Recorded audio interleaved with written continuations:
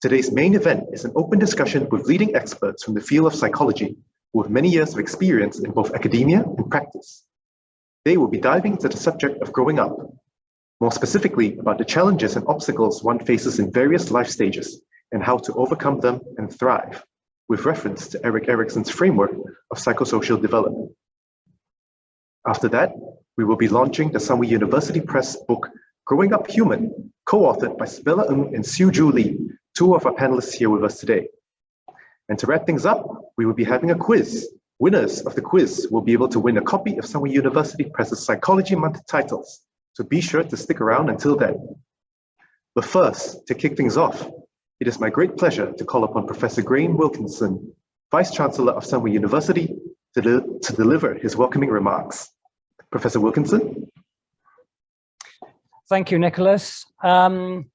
Distinguished guests, ladies and gentlemen, good afternoon, or perhaps, depending on where you are, it's good morning or even good evening. So welcome to our third forum in the What's Up with Psychology series hosted by Sunway University Press. Welcome back if you've participated in the previous two fora, or of course a very warm welcome to you if you're new for this particular one.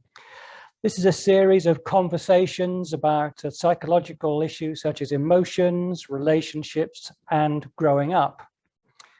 So today we'll be talking about lifespan psychology, or the psychological aspects of the different phases of life. Now, of course, some of us in the audience, including me, have experienced more phases of life than others. But the different phases are all explained in the book Growing Up Human, published by Sunway University Press, and which we are launching today.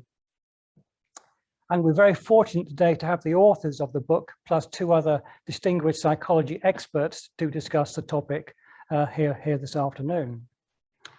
Once again, I'm delighted that we have quite a large audience, so you're all very welcome wherever you are, whoever you are, or whatever you do. So today we have a panel discussion around the theme of the book to be followed by the book launch. And for the discussion, I'm particularly delighted to welcome the authors of the book. Firstly, Sybella, who is a developmental psychologist and family therapy practitioner. And then secondly, Julie Siew, who's an educational psychologist and play therapist. And then with them, we also have Dr. Wu Pei Jun, who is also a developmental psychologist and head of the psychology department here at Sunway University. And also, I'm delighted to say we have Professor Cecilia Essau, who is the Professor of Developmental Psychopathology and Director of the Center for Applied Research and Assessment in Child and Adolescent Wellbeing at Roehampton University in London. So this is indeed a truly global discussion. I'd like to welcome also once again our panel moderator, Professor Alvin Ung, a well-known clinical psychologist and also an associate dean here in Sunway University. So before commencing the forum, let me thank Carol Wong and all the team at Sunway University Press who've done an excellent job in bringing this book to fruition, as well as in organizing today's event and indeed the whole series. So without further ado, let's move on to the main part of the program. So thank you all in the audience for joining in today, and please do enjoy the forum. So now back to our MC, Nicholas. Thank you so much, and enjoy the event. Thank you very much, Professor, for the introductions and warm welcome. Ladies and gentlemen, before we proceed, let's have a quick photo session with everyone to commemorate this special day. Please turn on your webcams or cameras, whichever one you have, depending on the mobile device, on the device you're using to log into the call. Hello, I see some familiar faces from our previous session. Good to see you all again. Thank you for coming back.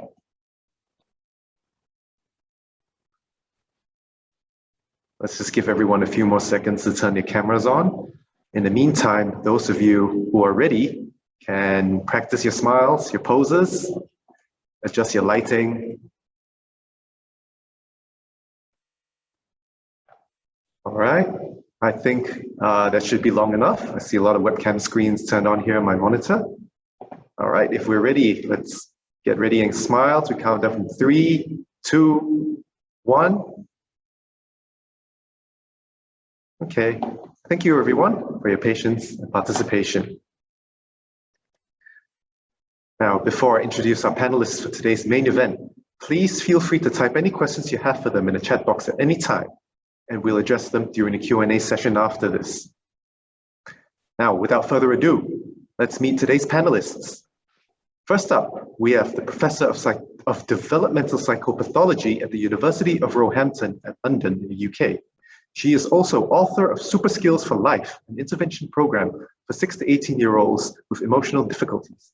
Professor Cecilia Essau. Next, we have developmental psychologist and head of Sunway University's Department of Psychology. She also runs the renowned Sunway Baby Lab, where she studies the cognitive development of babies. Dr. Woo Pei Jun. Next up, I'd like to welcome developmental psychologist and family therapy practitioner. She is co-founder of ReMind, formerly known as ThinkIt, where she provides psychology services to educators, parents, and children, and is also co-author of Growing Up Human, Ms. Sybella Ng. And last but certainly not least, I'd like to introduce educational psychologist and play therapist who is currently director and consultant at Seed Connections, where she provides emotional literacy programs for children and teens and programs for educators' well-being. Co-author of Growing Up Human, Ms. Siew Lee.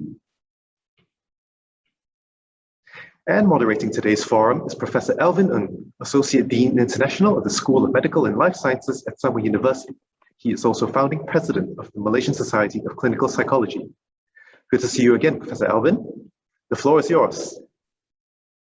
Thank you, Nicholas. Thank you very much.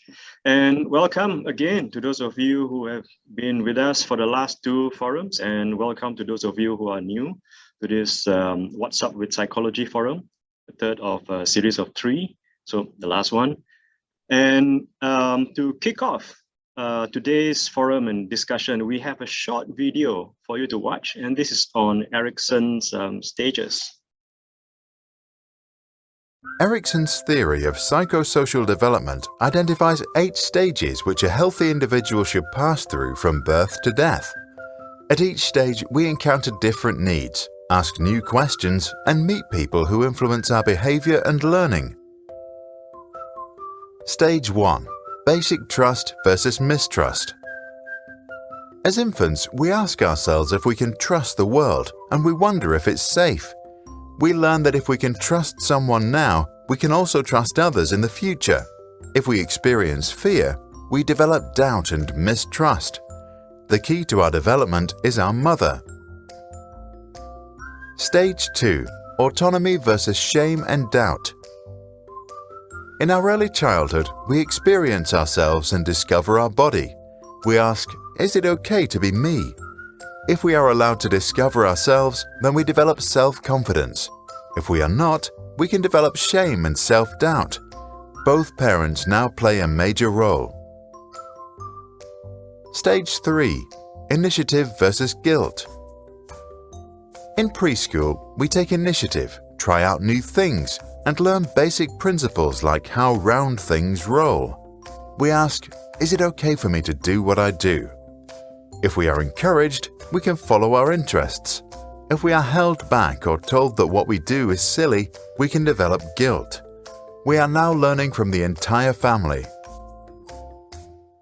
Stage 4. Industry versus inferiority. Now we discover our own interests and realize that we are different from others. We want to show that we can do things right. We ask if we can make it in this world. If we receive recognition from our teachers or peers, we become industrious, which is another word for hard-working. If we get too much negative feedback, we start to feel inferior and lose motivation. Our neighbors and schools now influence us the most.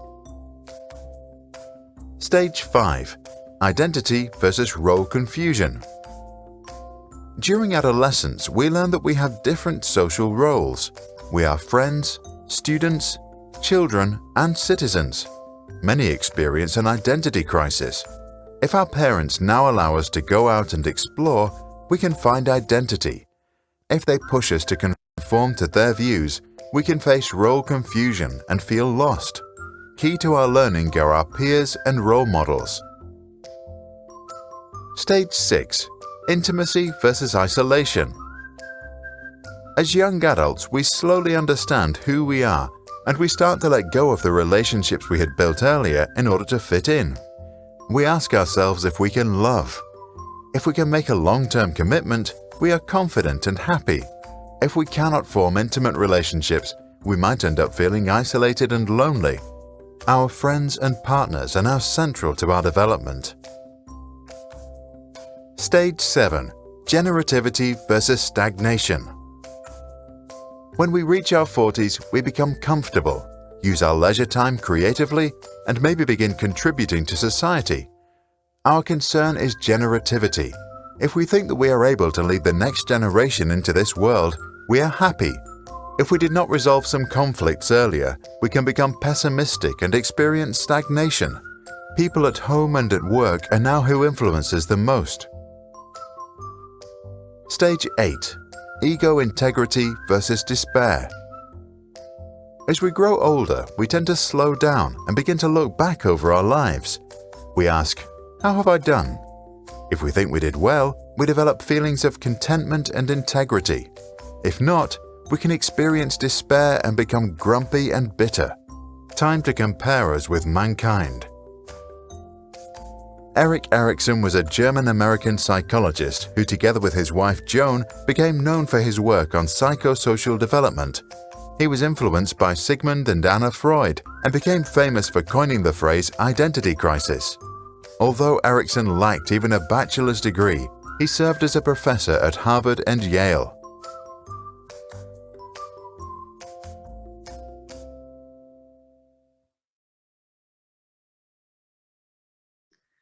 All right, and there you go, a video on Erik Erikson's 8 stages of development, of human development, and that definitely takes me back to my undergraduate psychology days, and I'm sure those of you who have studied psychology would get this flashback.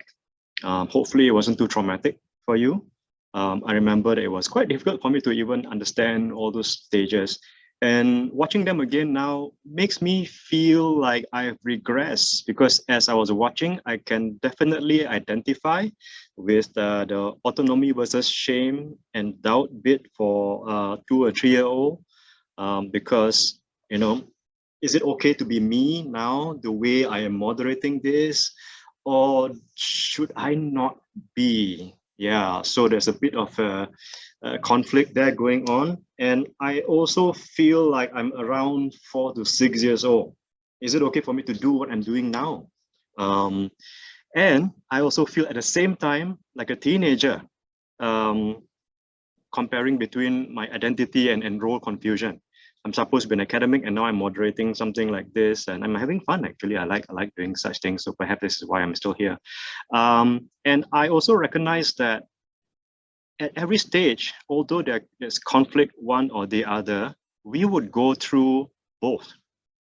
And I want to pose this question to Julie. Is it right to feel that way? You know, we have got, well, right or wrong, I don't know, but this is just how it is, right? You know, you have this conflict and you go through both. How do you know if some bits are resolved and some are not? And why am I feeling like I've regressed? Although I'm supposed to be at, what's that, generativity versus stagnation? I think this is quite an interesting question, and one of the things that is quite important to remember about development is that it is continuous. And the theory or the video that we have all seen just before this is just one little theory explaining a whole bit of development. So it's not surprising if you feel that, you know, I'm already in my midlife, but I still feel like, you know, I have a little bit of identity crisis. Because although Erikson's theory is explained in like a stage-like kind of developmental phase, I think it's also important for us to remember that each stage builds upon one another, and sometimes we carry over some of these kind of like unresolved conflicts to the next stage of our lives. So it's perfectly normal to feel like, you know, I'm already in my 50s, 60s, but from time to time, I'm re-examining my purpose in life. Or right now, I'm already in my early adulthood. I should have been done, you know, with my identity crisis, but yet here I am. I'm trying to, you know, identify which area of career or which area of, religious or political view, you know, that I'm interested in. So these kind of conflicts, it's a continuous thing. It will happen throughout life, and we re-examine them from time to time. So it doesn't mean that, okay, if I have developed trust during infancy, I'm going to be trusting throughout my lifespan, because there are things that are going to happen in life that will kind of like throw us off, and we kind of like need to develop certain skills to develop that trust all over again. Yeah, so I think it's perfectly normal to feel from time to time that we have regressed, or we have not achieved that sense of autonomy, or even, you know, achieve this sense of generativity. Always remember that development is continuous. It's never too late to redevelop those skills. Oh, that's great. I wish I had someone like you to explain to me when I was still an undergraduate, because I was so confused. Well, I survived. And speaking of survival, you know, it takes resilience to survive. Although now I still have some role confusion. I still don't know what I want to do when I grow up. I like to feel young that way. But back to the whole resilience idea, it is something that you need to push through, to go through. And Prof. Cecilia Essau, I mean, her area of work is on resilience in children and adolescents, and this is where super skills for life come in.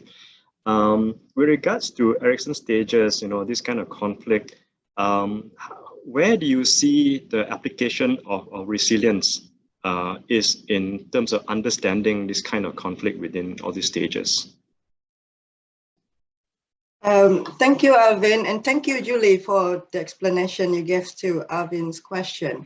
My area of research is actually in developmental psychopathology, which is a combination of developmental psychology, but also clinical psychology. So what we do is what is actually happening during the early childhood, and how can that influence the development of a person until death. And there are a lot of factors. I mean, we do have the theory, as we have heard before, but then there's so many factors that influence it. Cultural experience, and experience is very fundamental. It's almost like part of my career, academic career. When I started off studying clinical psychology, I actually work with psychogeriatrics, so people 70 years and above. And again and again, we found out that those people, they have certain issues, certain difficulties during, you know, psychogeriatric years. They tend to report specific life events very early in life. So I'm answering your question, Alvin, in a long way, because I think this is very important, and also really stress the importance of resilience. And I think we should take this resilience issue as early as possible, because at a very early age, you know, the problems that the young people have is not quote unquote solid yet. So there are a lot of possibility to make changes, because when we look at the neuroscience, for example, the prefrontal cortex, which is responsible for all kinds of things like decision making, working memory, and so on, they become mature towards the end of adolescence. So that means if we work on building resilience in young people, we have a very, very good opportunity to make changes as early as possible. And this is where our resilience program come in. Our resilience program is very holistic in that we believe in having healthy lifestyle. So that means regular physical exercise, eating healthy food. Sleep hygiene is very, very important. Unfortunately, a lot of our young people don't sleep enough. So young people actually should sleep 8 to 9 hours a night. But unfortunately, according to the recent survey we had in Malaysia, the average sleep is about 4 hours. This is simply not enough. So when you don't have enough sleep and not move a lot and eat junk food, it can only affect your mental health. So, and then on top of that, of course, we help to build self-esteem, trying to help young people to find out activities that help to improve their self-esteem. And self-esteem is so important regardless of whatever problems the young people or people have. Self-esteem is so crucial. This is the key to a lot of mental illness. Thanks, Prof. Cecilia. You had me asleep there just now. It's got me to think. I think as academics, we don't sleep enough as well. Plus, if your kids don't sleep enough, I think parents would also be affected, isn't it? And this is something I can think of, especially when it comes to babies. Many of my colleagues and younger friends who are new parents, they all say that it's really very challenging having a new baby, and that keeps them up all night because the babies also don't sleep. But speaking of babies, June, you're the person running baby lab, Sunway Baby Lab, and you do lots of studies on infant-mother interactions. We heard a bit about trust and mistrust, and looking into your line of work, I mean your research area, I'm curious about how that kind of trust mistrust conflict thingy play out in the interactions between infant and mother, and how would sorry, many layered question here, so bear with me. How would that also contribute to the start of learning resilience? All right, great. Thank you, Alvin, and thank you to all the speakers here today, Prof. Cecilia and Julie, for sharing, and answering some of Alvin's questions. So Erik Erikson's stage of trust versus mistrust reflects the term bonding or attachment that psychologists refer to.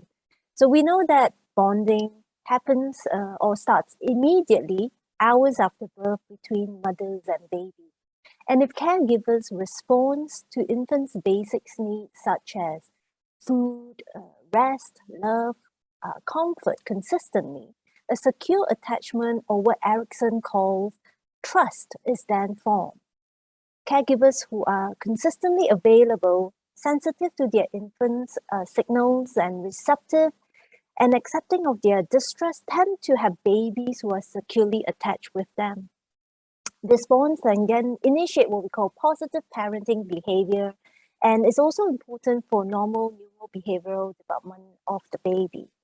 So we also know through studies that when the parent is unable to form this secure attachment, such as when the mother has depression or postnatal depression, it is associated with an increased likelihood of attachment disturbances in infant and young children, externalizing and internalizing behaviors in later childhood.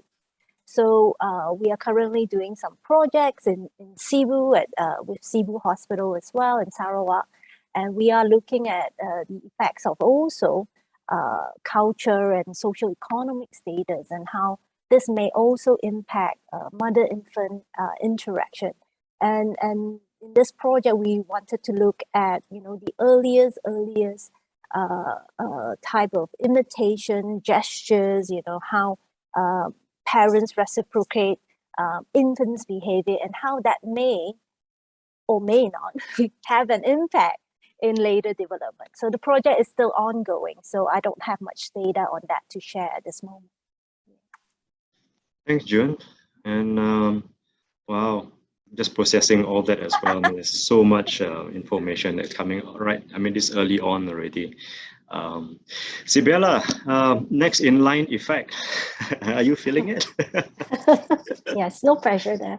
All right, okay, good.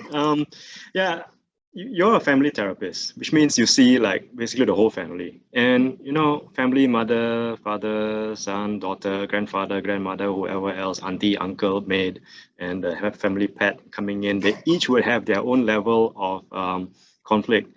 And usually when it comes to family therapy, one of them is being sent to you, and that's usually the child. And when you get this whole system coming to see you, and if you were to apply Erickson's model of having all these different stages, how do you see all these multiple conflicts play out? I know within like a therapy setting. Thank you for that question. Also, again, just a huge honor and pleasure to be here. So thank you to Julie, Professor Cecilia, and Dr. Wu for your responses. Definitely a lot to learn from you all today as well. So back to Dr. Alvin's question. It's very interesting because in the family therapy setting, or typically when someone requests for a session, it's usually the parent who would come up to say, oh, hey, I think there's something wrong with my child, or like, there's this misbehavior, like my child to receive some form of treatment. But as I worked with children, and this started even way back when I was still in the States, I used to work in a psychiatric facility, and I was assigned to the pediatric unit. And in this ward, if you will, we have a lot of children that come in, and most of them come from abused families. And so I thought, okay, like, as per training, I have always wanted to work with children. I thought, it's not, of course, it's not fun. You're working with children who are easily triggered. And then, there are a lot of emotional outbursts. And then some even threaten to kill, harm themselves. But at the same time, I realized that, as I was doing that, working with children, yes, it's not an easy job. But at the same time, it made me realize that working with children actually means working with their families, if they're present and available. Because a lot of times what these kids are going through, I mean, that's an extreme example, children in a psychiatric facility, because they've experienced so much adversity, abuse, right? And then it made me realize, but, because their parents are not willing to be involved in their life, so even if we discharge them from the hospital, and they still go back to the same abusive cycle, then, it takes a lot of resilience, a lot of support from the community and the macro environment to help them to become independent, functioning adults. So then when I came back to Malaysia, I realized that, yeah, in order to work with children, you need to work with their families too. And so the tricky part is that, yes, when they send their child in for a therapy session, usually I'd say, okay, if parents it'd be great if parents can join in the session, because there are also certain levels of adjustments that parents need to make, not just the child alone. So in the session itself, yes, you'll see multiple conflicts that will play out.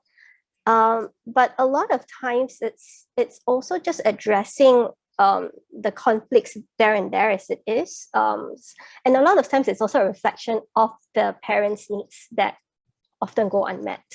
So it's also helping the parents, their families, their caregivers to understand the different psychological stages or psychosocial stages, and helping them to really just manage and meet the needs through each one of those conflicts, so that together they can form a stronger support system for one another.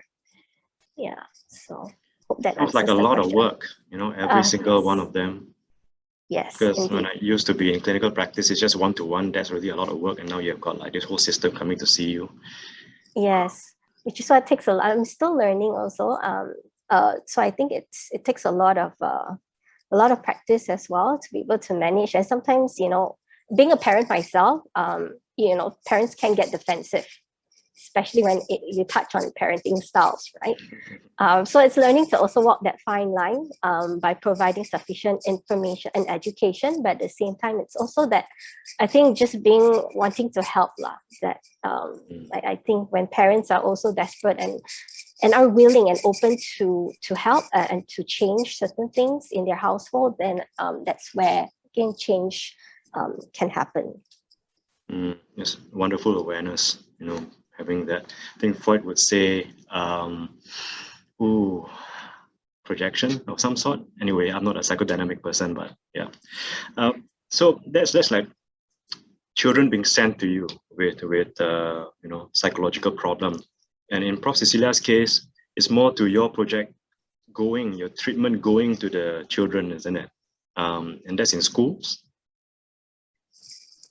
Yes, we do. It's Super Skills for Life is a group intervention, but having said that, we use it as well as in individual session.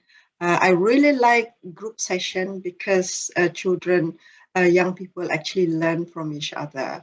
So because our target was on anxiety and depression, so usually if you do in a group setting, you know, once one person share their experience and what triggered them to feel the way they are right now, and then everybody just chip in, and there are also a lot of social supports within the group, and I really like this, and they're very supportive. And then after that, beyond that, they also become really integrated part of their own group. So the way we do it, we have been, so Super Skills for Life is actually a co-produced, I mean, Professor Thomas Olendik and myself are the co-authors, but actually, if I'm honest, this is a co-production of lot of people.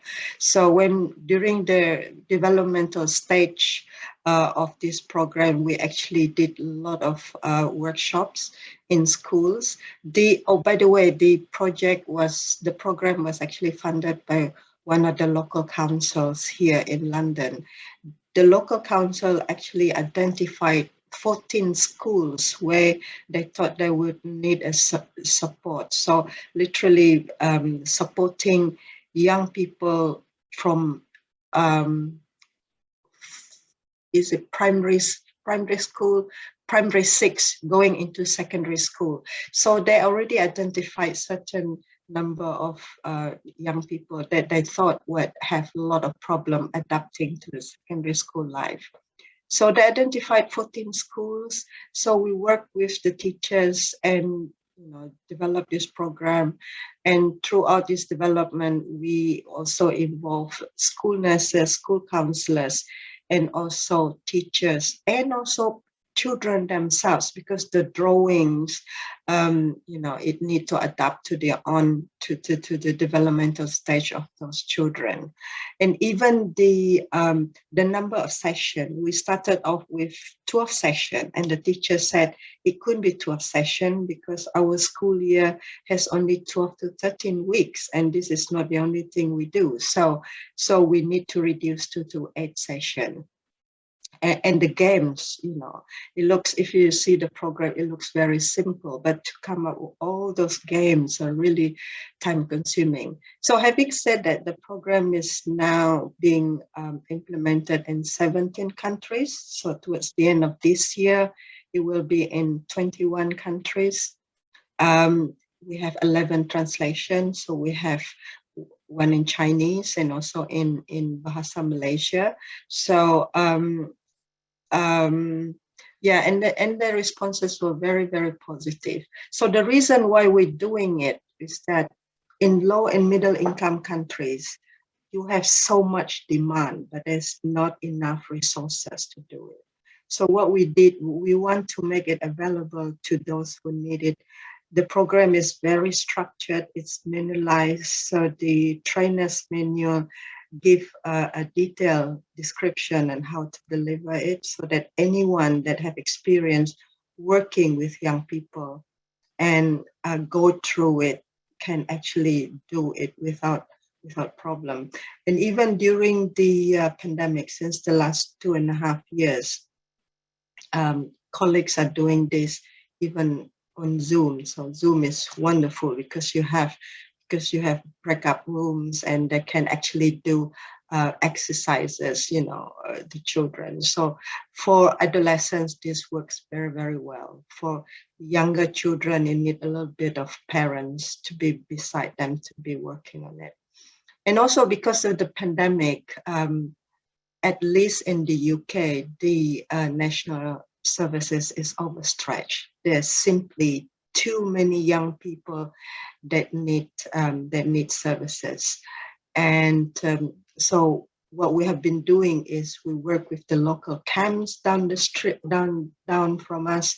So any young people who are referred to the camps, so to the children and adolescent mental health, they all undergo super skills for life. And it's predicted that only about 10% of those that underwent super skills for life will only see a clinical psychologist.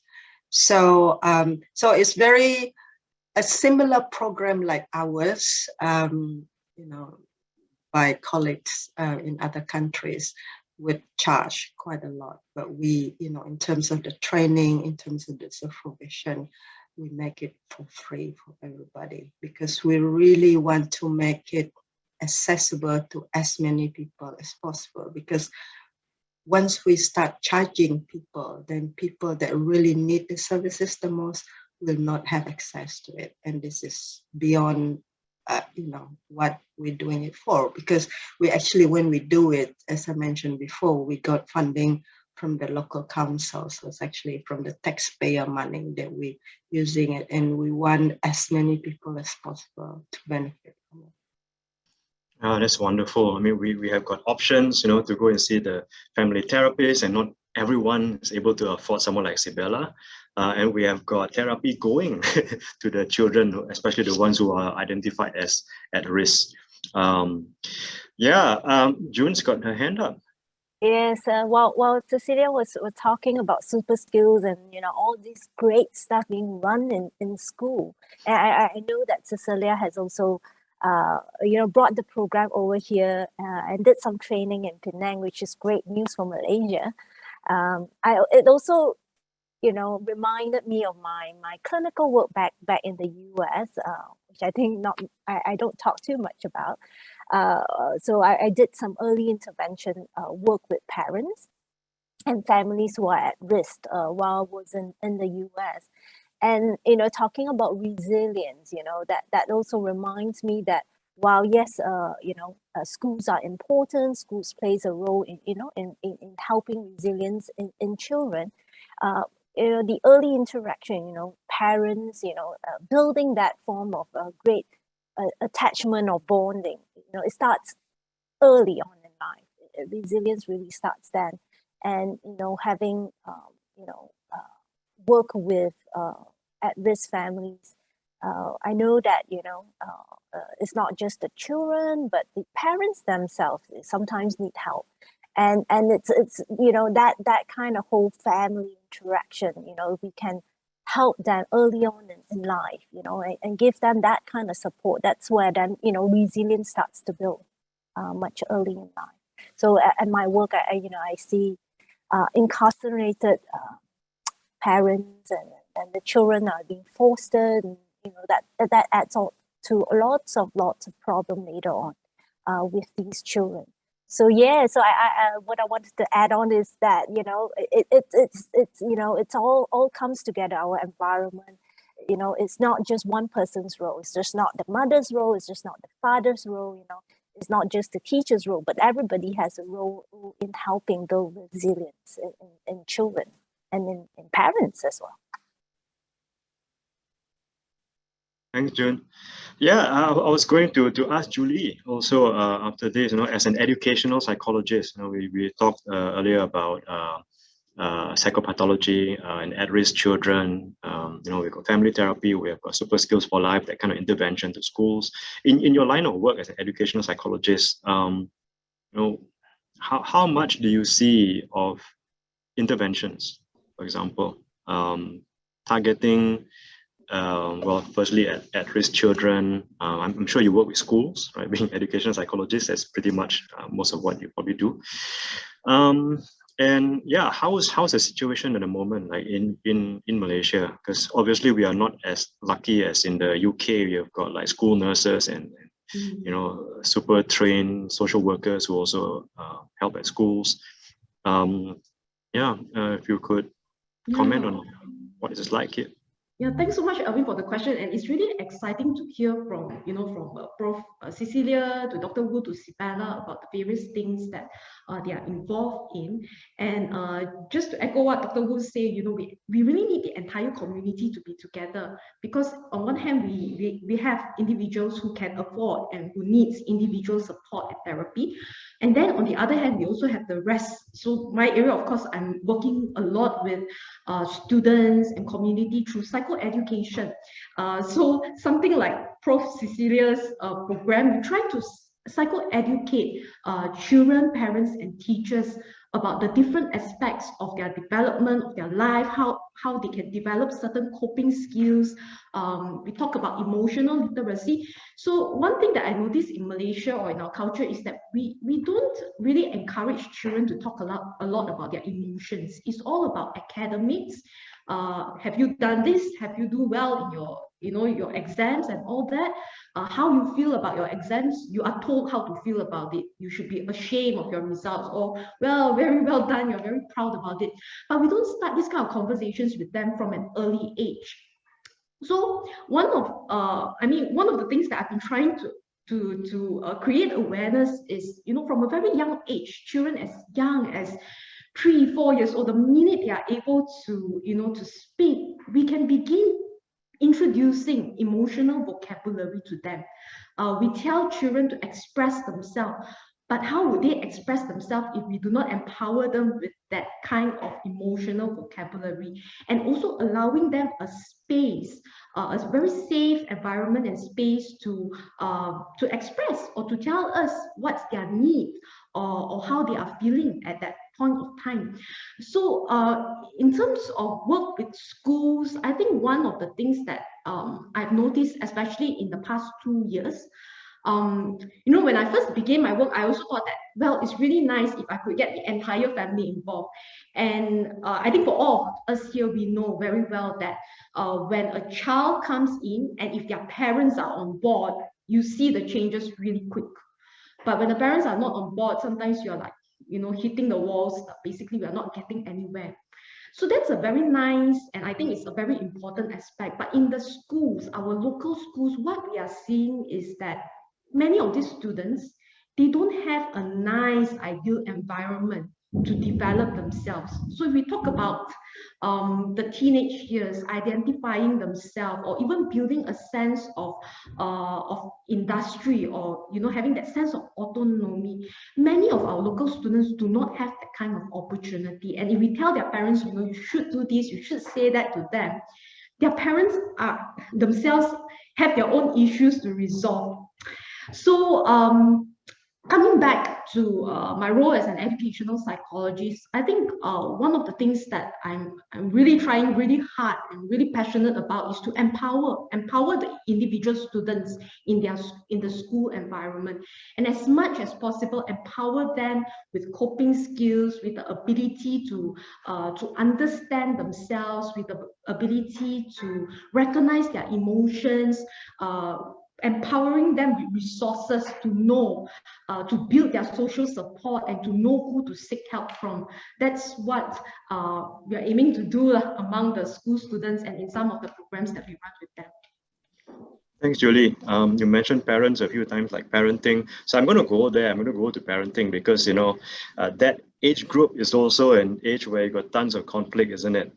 And Sybella, you mentioned just now, as a parent also, sometimes you feel it when other parents talk to you about parenting.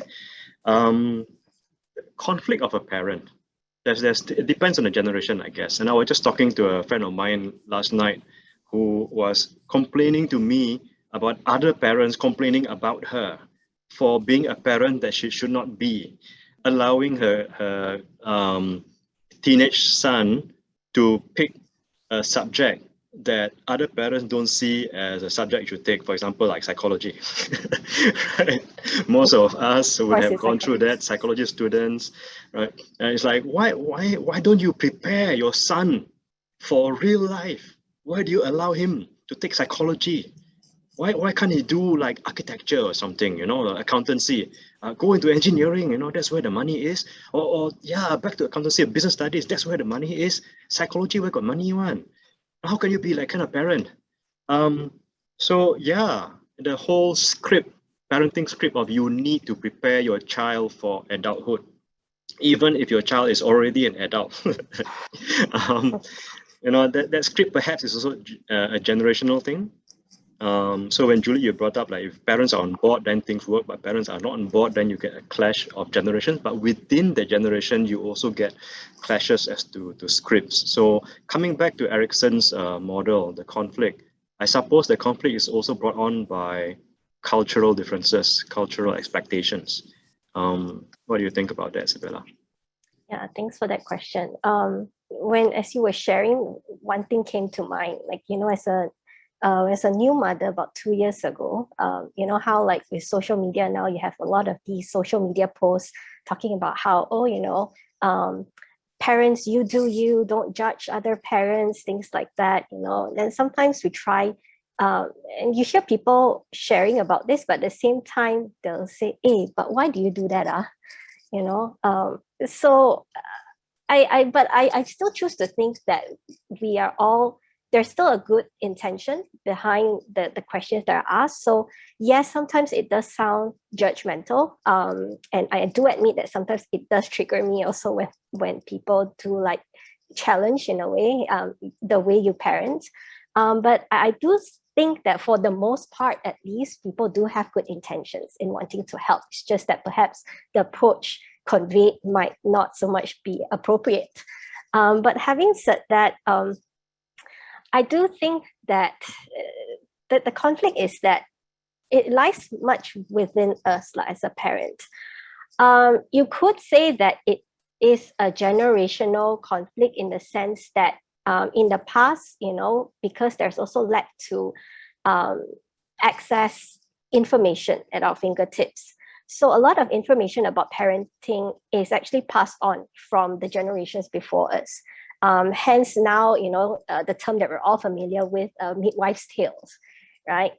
But I think that it's because really of how the world was. But then now we have so much access to information. Sometimes I also think that it's not the best, because then you get so overwhelmed with so many things that, you know, the internet is telling you to do. But having said that, now again, with proper information that we have access to, I think it's also a matter of asking ourselves, you know, this conflict that we have, or when we hear parents telling us these things, or when we try to advise parents otherwise, is it our goals or expectations that we're trying to impose on others and also our children, right? Because a lot of times I think that even us as parents, there are a lot of unmet needs growing up.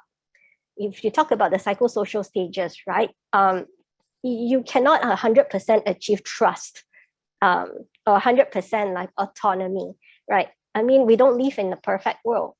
So I think that, yes, there's going to be a lot of unresolved conflict as you grow up. And sometimes those unresolved conflict can come in that form, or can be projected, if you will, in terms of, you know, us imposing our wishes and hopes and dreams upon other people. So to the extent where even sometimes our own inadequacy is projected onto other parents. So for me, I think what helps is actually to just take a step back to reflect. And it's very difficult to do, but it's really having that self-awareness to ask yourself, you know, why is that person telling me this? Or why am I so persistent about wanting to share this advice with another person? Would actually go a long way. Is it because, you know, it's something that, you know, in the past that did not work out for me and I think might work out for that person? Or, you know, what is it? Why is the intention? Yeah, when you want to actually help another parent. So I think just that pause, giving us that space to really just reflect on ourselves. And of course, I mean, to an extent, sometimes going to therapy might help. I mean, I'm just like jumping the gun here, but even with therapies ourselves also, we actually do go for therapy. And I know there's a lot of stigma that surrounds therapy. Like, you know, I'm not crazy, right? Why do I have to see someone? But the lockdown has also already showed us that, you know, sometimes we just need that check-in. We were feeling the sniffles, the flu. Why do we go see a doctor, right? So sometimes getting that check in and helps you then to reframe your thoughts. And sometimes that reframing in itself can be a reflection process for our own awareness. Yeah. Hope that answers. Thanks, Sybella. Yeah, wonderful. I mean, when you explain that, it kind of like touches something in me where I so often get this phrase, you're a psychologist, you should know, right? So it's like, you're a psychologist, shouldn't you know how to parent your child better, that kind of thing? And June is already nodding away just now already. You'll probably get quite a bit of that. Yes, June being a more seasoned parent, I mean, do you have your stories as to how perhaps, not just you as a parent, but other parents at, our cohort, because we come from a different generation who were parented by a different generation. So they had very different type exposure, not as, I guess you can say, as advanced, not as affluent compared to where we are now. So the mindset is, I guess, different, and you can probably understand why is it that they tell you you must prepare your kids because the world out there is terrible.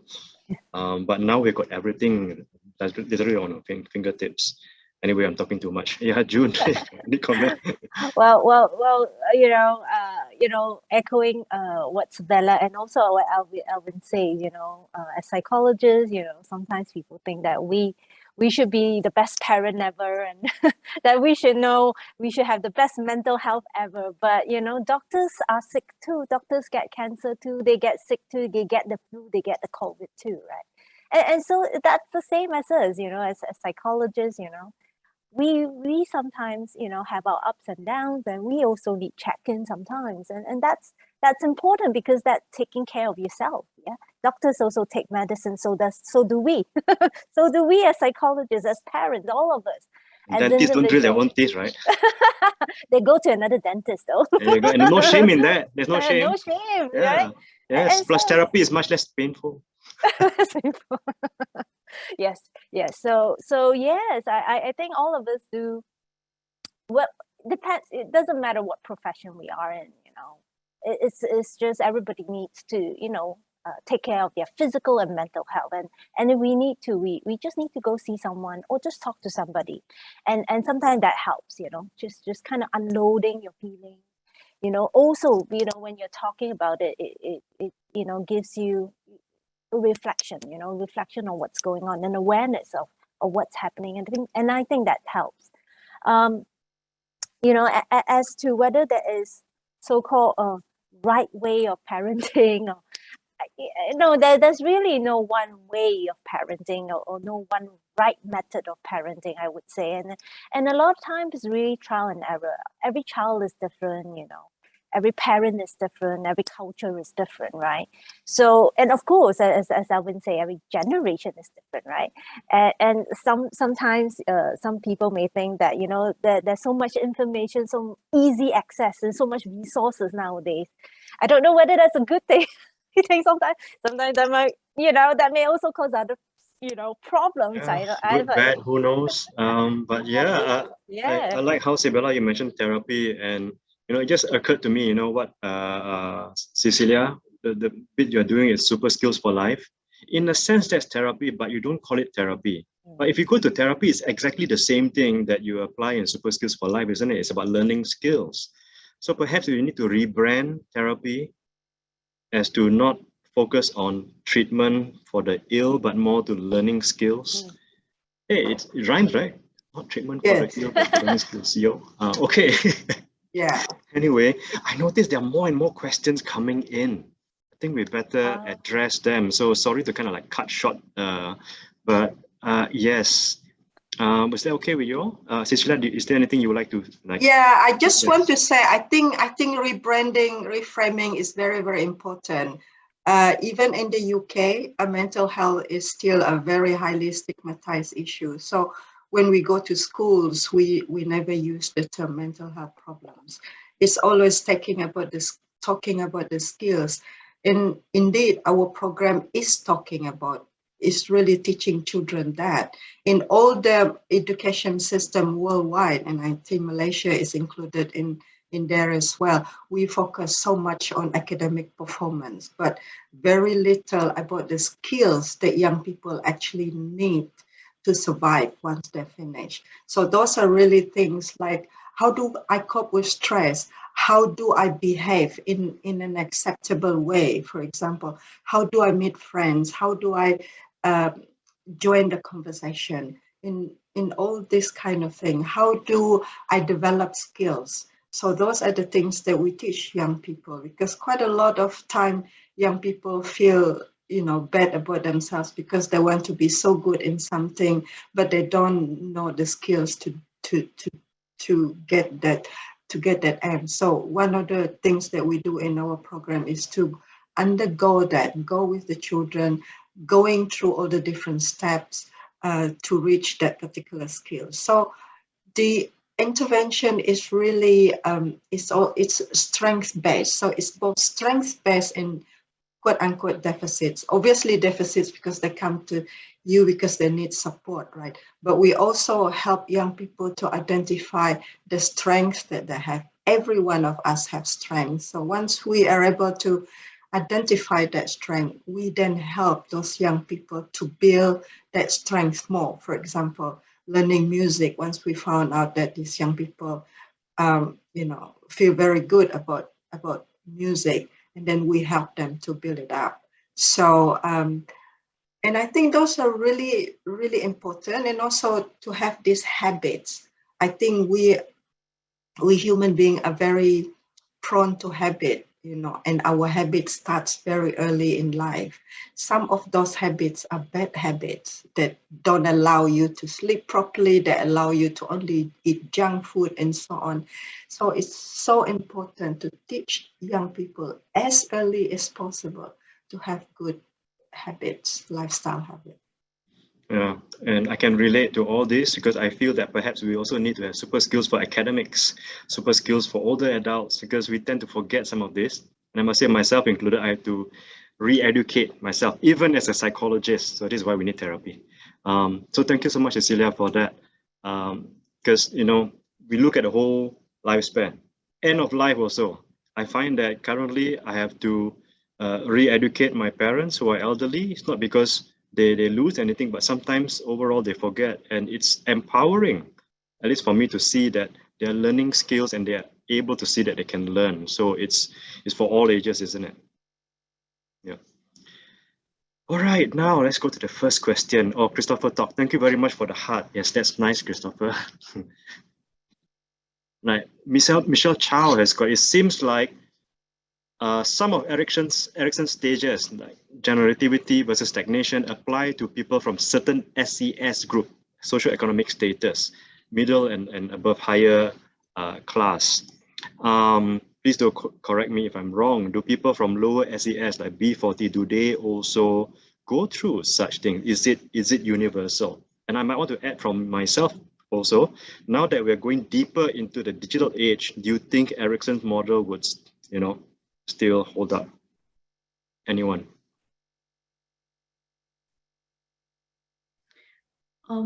Okay, I maybe I'll just answer the part whether it applies to certain SES group, and I think that's a really very good question, because like what I've mentioned earlier on, sometimes when we work with the children from a lower socioeconomic status or from the B40 groups, we do realize that they are not following like the typical developmental milestones. So for example, we, you know, in developmental psychology, we kind of like have certain milestones, you know, at a certain age, we expect kids to develop this kind of emotional competency or this kind of social skills. For some group of children who have not been given that kind of opportunity, they tend to be a little slower. So in terms of like, if we were to say something like their social emotional age, it's slightly behind the rest who have had that opportunity. So it is true that some people might not follow this typical stage-like development because they have not been given that kind of exposure or because of certain life events that have happened that may not have this kind of stages might not be applicable to them. In terms of digital, I mean, just look at the pandemic and what has been happening around us. It has also kind of like changed a little bit of the course of development. Many kids did not have that opportunity to go out and have their usual developmental exposure. So as we know it, young kids, they really need that kind of social interaction. When we talk about their learning, they learn really well when they can touch, see, feel, and experience. But the kids these days, they have already lacked that kind of exposure. In fact, they are placed in front of the screen, they are expected to upload their work. So it has definitely changed part of the course of development. As to whether Erickson's theory and stages are still applicable, I think it is still applicable because it's one part, like I say, it's just one part of our social emotional development. And it's a very important part to be aware and to recognize that's happening within that individual. But obviously, with all these different issues and different things that are happening in life, we also need to recognize that there are other variables, there are other factors in life that might change, and it also will influence this development in children and in adults as well. Yeah.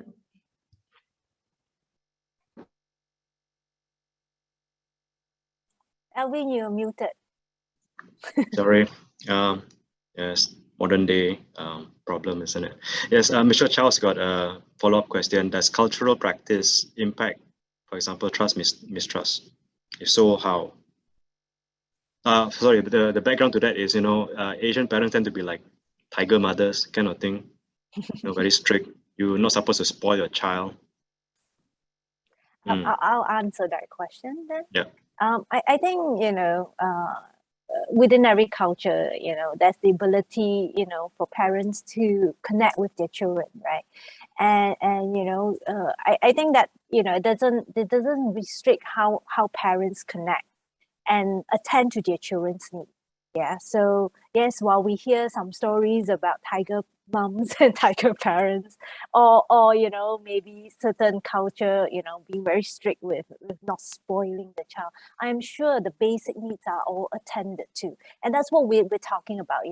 Giving that sense of love, that comfort, having the child understand that actually builds that attachment or that bonding. Yeah. Thanks, June. Jumping to another question, Carol Wong is asking, can an unresolved issue be resolved later in life? Say a person has not properly developed trust during infancy, you can't trust people. Can that be remedied much later at a different stage, like for example, therapy? Can that harm be reversed? Yeah, Anyone?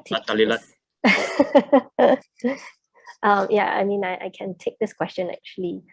I might have touched a little bit on this also earlier. We're talking about like the different conflicts within self, seeking therapy. I would say that it depends also on the issue. I would say that it's not so much of reversing the harm, but it's more so on processing the harm, if you will, or the conflict that has been experienced. So first of all, I think to get to that point is to have the awareness that there is an unresolved issue to begin with. Because if there's no awareness, then, people are just going to go la-di-da with life, what's that? So, life is perfect, rainbows and unicorns. So it's to really then just reflect on yourself. Is there an unresolved issue in the past, that might be influencing or shaping us in not so much like a pleasant way? Then if the answer is yes, then I would say that again, it takes a process of reflection to understand why that happened and how that has affected you, which then goes back to my point again of like a therapy, because I see, of course, confiding in friends is great, or your family, loved ones.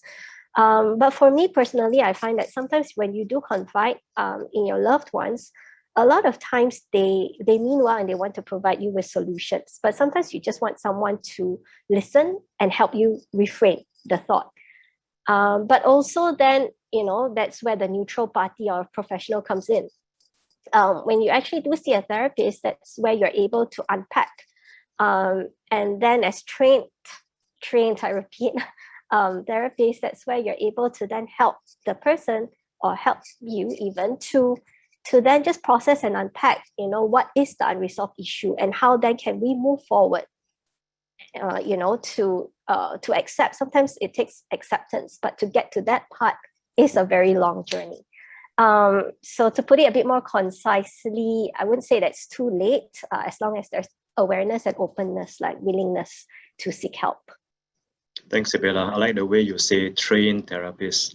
That's a good one, because there are untrained therapists out there pretending to be trained, so be careful.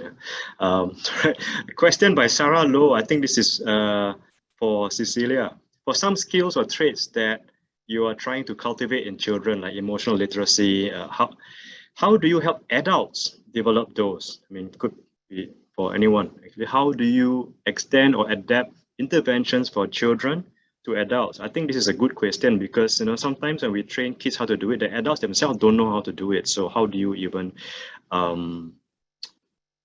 reinforce it at home?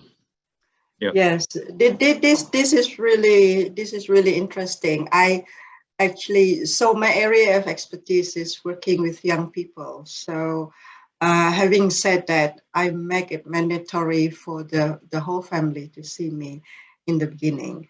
And London is a very interesting place to do clinical practice because it's a multicultural society. So if I see young people, you know, 5 different families, they all come from 5 different culture groups. And I really need to be aware of, you know, all those differences, cultural differences.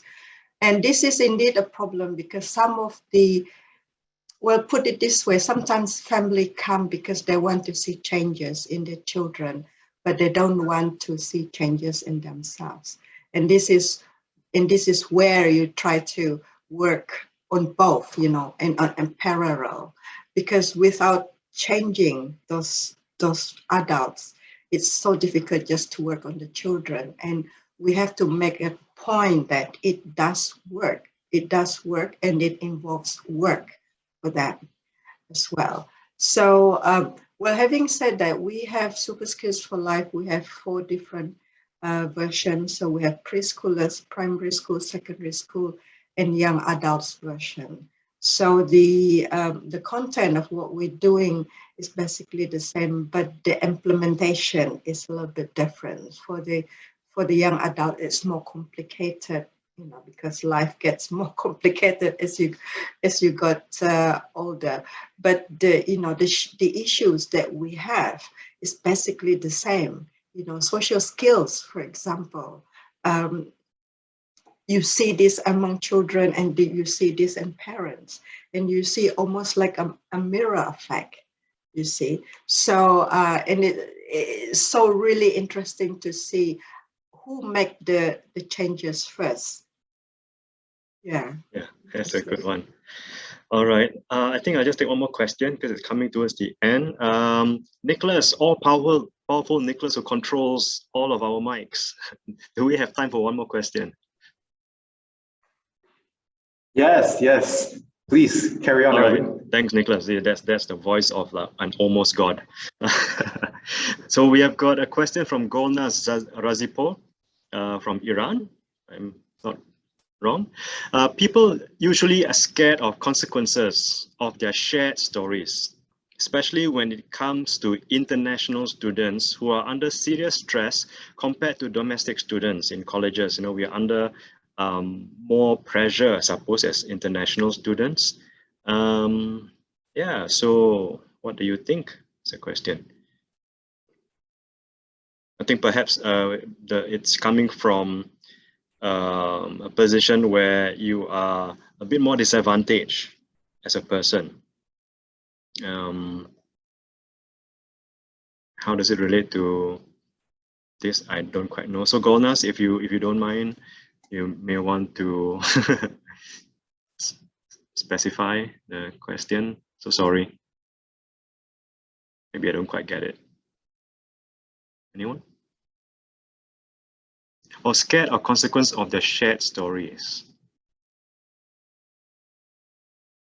maybe it's coming from a position where, as an international student, I've got different kinds of stress, and so when I share my story about what I'm going through, it may not really be understood by the domestic students, for example. Okay, I think there's something coming in. Yes, okay, so Golnas is saying, I mean, how can students develop their skills through going for therapy? Is that right?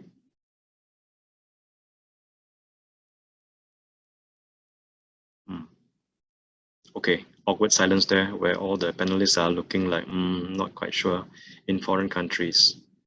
All right. So how can international students develop skills by going for therapy, if I'm rephrasing in a way that I understand, in a foreign country? I'm not the so-called clinical psychologist, but maybe I can get the conversation started, and the rest of the panelists can then go on, right? I think one of the thing is, going for therapy itself, reaching out for help. I think that's already a very brave thing to do. And that's one of the most important steps to do, right? Being able to reach out and ask for help. And so I think that itself is important, wherever you are, overseas or locally. But perhaps,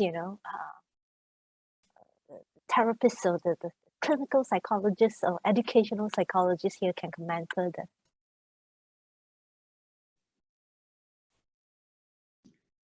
Julie, do you have any experience with international students, like in local schools, needing extra emotional support, and perhaps some of the struggles they go through in seeking help? Perhaps, I can imagine if I were an international student in a foreign country, I might feel kind of afraid to reach out and don't know how to reach out. Maybe it's a trust-mistrust issue kind of thing. Okay, Okay, so what I have experienced is basically, the differences in culture. So there is a difference in culture, and people can't quite understand each other's perspective. As to how, I'm not sure whether this will answer the question or not, but I guess one of the ways is I will go back to when I work with students. It's all going back to creating a sense of awareness, helping one another to understand that these are the differences in our perspective, and a different culture or coming from different background might because of our different experiences, different values, beliefs, it contributes to our different opinions and different point of view.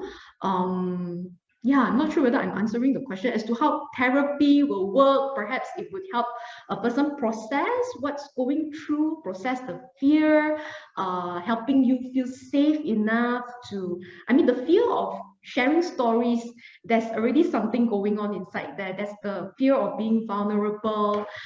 So perhaps therapy can help us explore with that and be a little more confident about and comfortable for us to be ourselves.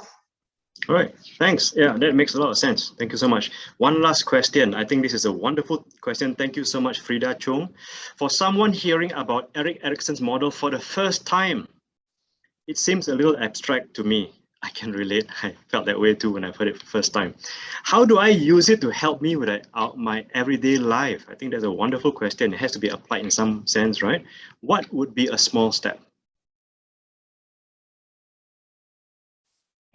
I can take this. I would say that yes, it can be a bit daunting with the framework as well. I likewise, when I first was introduced to this, more than a decade ago, I was like, what is this person talking about? But then as I tried to apply daily example, my own life story or experience, then it kind of resonated with me a little bit. So yes, it does take some time to digest, which is why the book hopefully would be able to provide that easier access to understanding the theory better. But more than that, for me at least, what I find helpful is to actually just ask the question, how did your childhood shape who you are today? And then you can move on to the next stage. How did your teenage years shape who you are today. And then if you want to do a little bit more reflection, you can also go deeper into like, your childhood years, into understanding how the different social relationships that you have built in your environment, how that has shaped your childhood, and then move from that stage to your teenage years, to your adulthood, and wherever that may be. So at least for me, that's the small step that I can think of.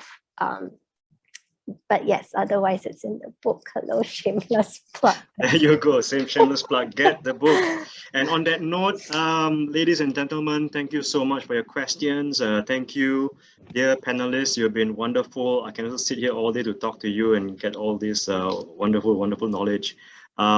So time to wrap things up. So I'll pass the mic now back to Nicholas Ho. Thank you very much, Professor Alvin. Thank you all of our panelists for such a deeply engaging session. There was a lot of collective wisdom and very profound insights shared today. And I think I speak for everyone in the audience when I say there's a lot for us to take away and think on. And yes, the audience, I'd like to thank all of you, members of the audience, for your active involvement and for asking such great and probing questions.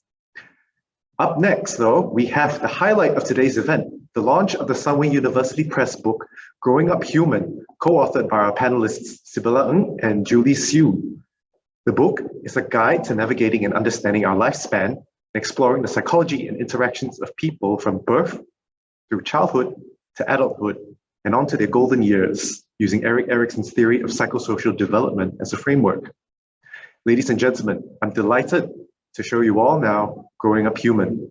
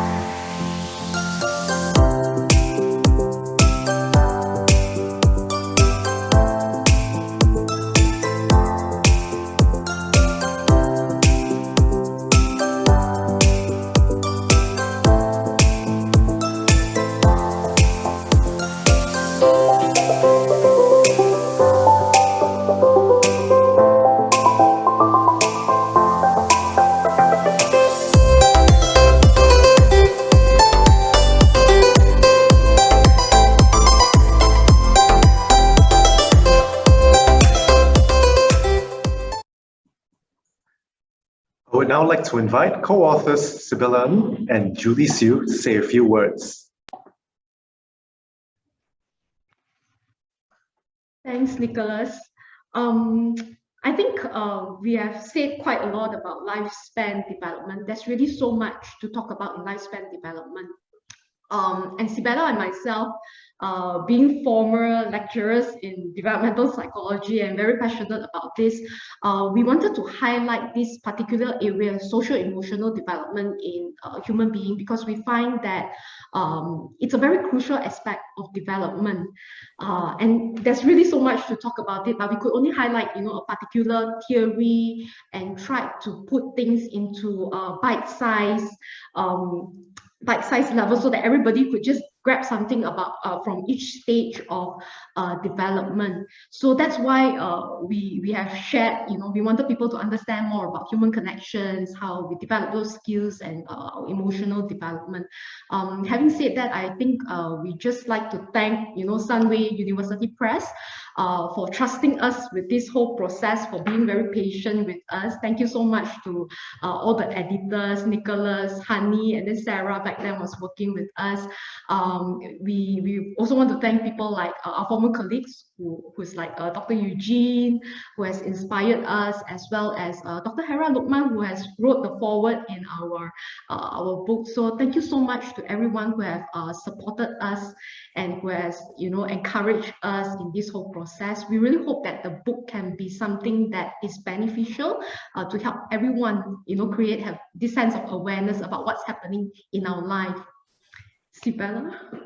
Yeah, I think also more than that, also want to thank our families for just being pillars of support, throughout the whole book writing process.